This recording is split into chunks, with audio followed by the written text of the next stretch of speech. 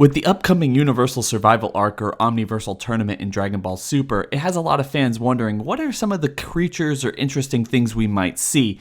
One of the things I'm hoping, and I'm sure a lot of you guys are hoping for, is whether or not we're going to see a female Super Saiyan or female Saiyan regardless in the fight. So that's what we're going to talk about today.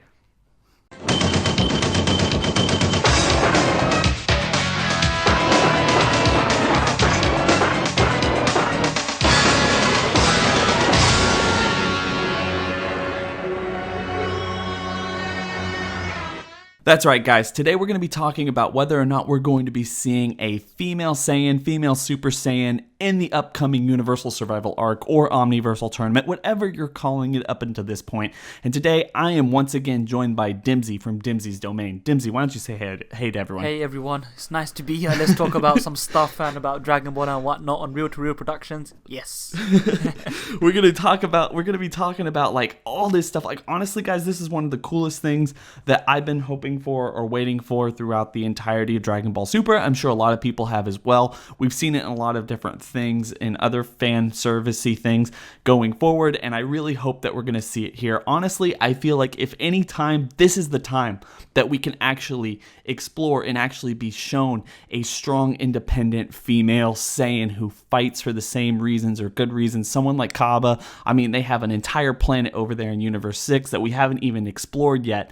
Let's explore it this way. Let's give us something where we can actually be like, oh my God, yes! And like, you know, our minds just explode, because this is something that not only have we been clamoring for, but there's so much art, there's so much, you know, fan service art and extended universe things that we've seen for all the stuff that Super has given us that's been fan servicey, like, you know, a multiversal tournament like what we're getting, because we also have that excellent fan manga that we have, or even just the closest thing that we get to a canonized evil Goku in a legitimate arc in the Dragon Ball series, or bringing future Trunks back and time travel and all this other stuff.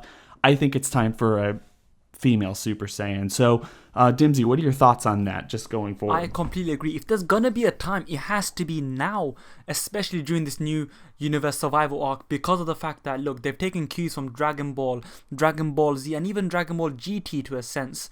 And when we got the synopsis for this Universe Survival Arc, we thought, hey, this is, you know, Hunt for the Dragon Ball space version from Dragon Ball GT.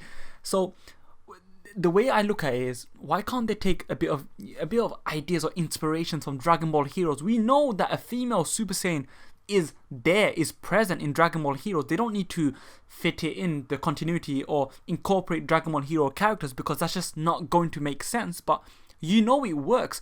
Toei know it works, so why can't they incorporate the idea of a female Super Saiyan and put it into the main story that is Dragon Ball Super? Heck, if they could do stuff like the Mafuba, stuff like the Kaioken making a return, why on earth can't they do that? And this is also something new, and one thing which I know you're going to speak about, and I guess I'll leave this point to you, but the fact is that each team doesn't have 6 spots like we saw between the Universe 6 versus Universe 7 Battle of Gods tournament. Instead, 5? 5? Was it 5? It's 5. I swear it was just 6, but then they got disqualified because of Boo. Yeah. No, it was 5. Yes, it was 5, but the point being this time round, in the Universe Survival Arc, we have 10. And as you said, what better way, if you're not going to explore Planet Sadal, Planet Salad, whatever it may be called, the planet of the Saiyans from Universe 6, you could always kind of explore that Saiyan part of Universe 6 through the inclusion of another character from that same planet, and then we could learn more from that. But I just see this as the perfect time. I completely agree, and just jumping off of what you were just talking about, the one thing I have been thinking about is, yeah, it's kind of weird that they're jumping from 5 to 10, especially with the fact that Toriyama, whoever's going to be coming up with this, I know we probably know Toriyama's probably going to be coming up with all of them, but considering 12 universe with 10 people, out of the 15, that's 105 new characters that we need to be introduced to, not counting all the gods and their angels and anyone else who might show up. So there's a plethora of new characters, and considering the difference between, you know, the Universe 7 Kais and the universe, or the Kaioshin and the Universe 6 Kaioshin, I mean, there's a considerable difference between them in terms of their look and attitude and all this other stuff. So just giving us Toriyama kind of allowing Universe 6 to have at least one, if not multiple Saiyans on its team would give him some kind of a breathing room where it's like, I don't necessarily have to come up with something that looks completely new and different. Because if y'all know,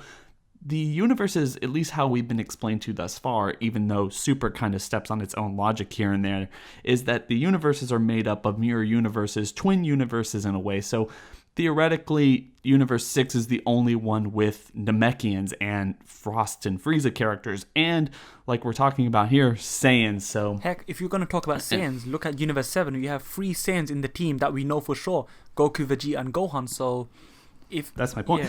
Yeah, so those guys, obviously we have a lot of Saiyans on Universe 7 team. It's not unheard of or unthinkable that Universe 6 will recruit at least one more Saiyan. And if they're going to do that, kind of take the conservative route, be a little bit lazier with having to design, like I said, 105 plus characters, you're going to want, you have to wonder whether or not they're going to allow us to have that excitement fan glee moment that we might finally see an official female Saiyan, if not just official female Saiyan, but an official female Super Saiyan, which theoretically we know that they should be able to achieve. But I'm pretty sure Toriyama said the only reason he didn't actually ever have a female go Super Saiyan or even introduce one is because he didn't necessarily know how they would look.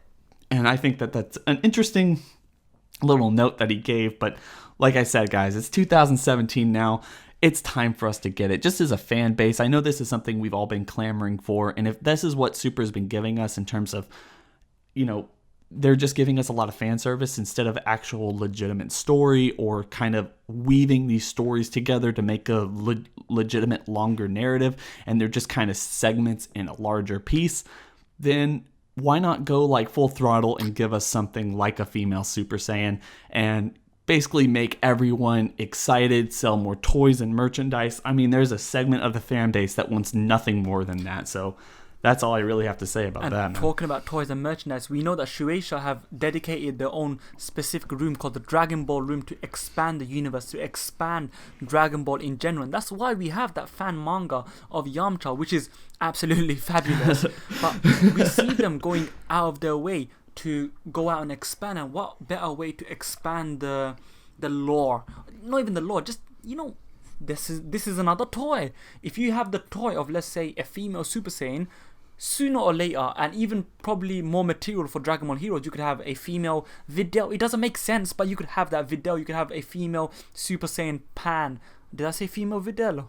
That's a bit weird. But well, you could have the Super Saiyan Videl. I mean, that's a thing. Yeah, it is a thing. That's the closest thing we have to a female Super Saiyan at this entire, like, after 30 years of Dragon Ball. I mean, come on. I know, and the thing is, knowing that they're going out of their way to try and expand the thing, and also, and this is a quick note for people who are listening, and a bit of a secret for us YouTubers, you do know that we sometimes get claims by Toei Animation, and some certain people, they get manually claimed. So I know this special someone who had Toei Animation specifically click on his video and said, you know what, I'm going to claim this. So it wasn't a robot, it wasn't a machine, it wasn't some sort of bot which they installed. There was a person behind the screen who said, this is mine, this is Toei. That although is annoying for us YouTubers, but it gives us hope because of the fact that Toei are actually going out of their way, or at least someone in Japan, someone who may be important, they're going out of their way to explore the net, to firstly check if their rights and if their work has been infringed and copied, but therefore they're also getting inspiration, seeing the fan art, seeing all the fabulous and fantastic fan art that a lot of people have made, especially for the female Super Saiyans. We know that our friend Woking Kanji has drawn a female Super Saiyan, and all these fan art are out there, and even fan stories. Look, as you mentioned earlier, the whole evil Goku thing with Goku Black. was just a fan theory that everyone was talking about. You know, there was a little fan theory and a little rumor before Battle of Gods saying that, oh, it's that the world's worst wish. I think that was for Battle of Gods or for Resurrection of F. Oh, it's Resurrection of F. Yeah, like in terms of people are like, oh, they're gonna make Goku evil, and that's like the worst wish you could ever come up with. Not a bad idea, and the way that Super handled it was not necessarily terrible. So my thought is like, yeah, the one cool thing that you can have with this is Kaba and Vegeta basically talking about female Saiyans and exactly how they're thing. I had a video about this, and I'll link it in the description below, where you can also find Dimzy's link if you're interested in going to check out his content, because he actually makes some really awesome content. You guys should go check it out. He covers Dragon Ball, Digimon, and Yu-Gi-Oh! From time to time.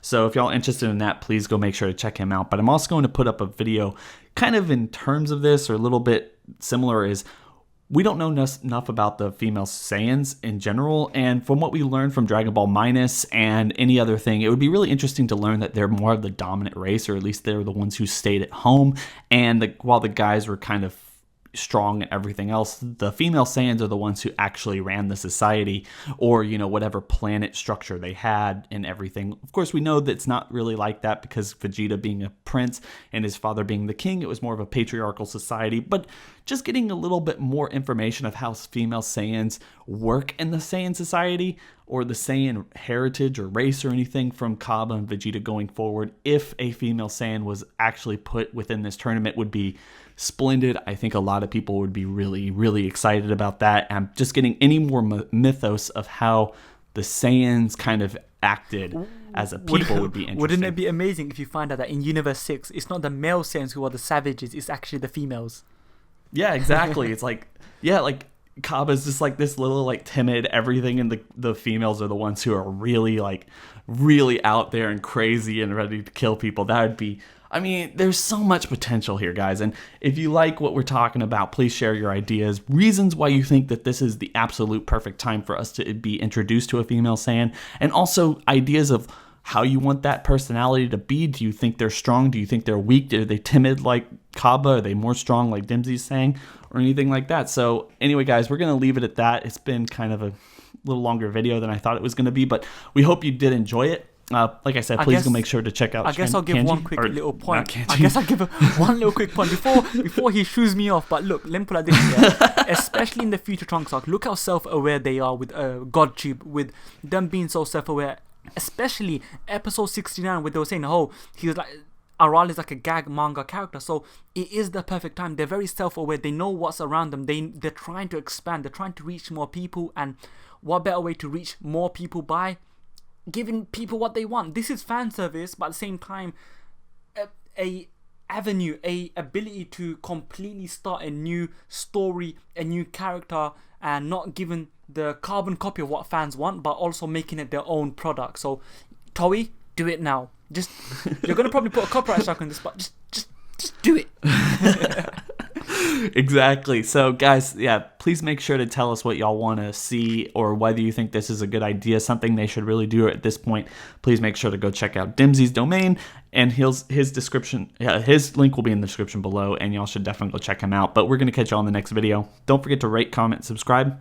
Bye. Toodaloo. Toodaloo. Toodaloo.